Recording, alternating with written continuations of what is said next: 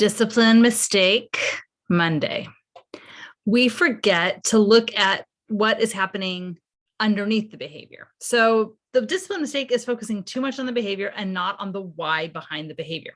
Thich Nhat Hanh has this great quote about how if lettuce isn't growing well, we don't blame the lettuce. We don't get mad at the lettuce for what it's not doing. We become curious and say, I wonder if it needs more water or less water, or what the soil is like.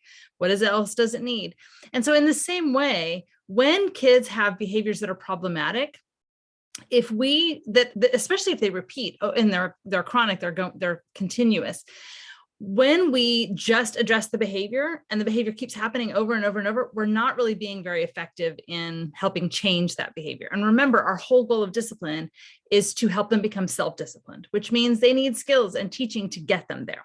So what we want to do instead is to get curious, look past the behavior. What's underneath there? Is it embarrassment? Is it anger? Is it frustration? Is it sadness? Is it just developmental stress response because your kid is young with an undeveloped brain and they're tired? Those kinds of things.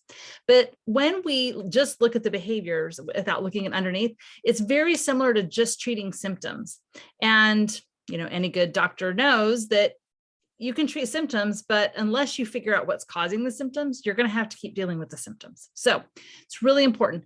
Look beyond the behavior, look beneath the behavior, look through the behavior, look past the behavior. You're really focusing on tuning in. Where is this coming from? What's going on? Is there a need here or something else happening that I can tune into and address that and build skills around that so that the behavior doesn't continue?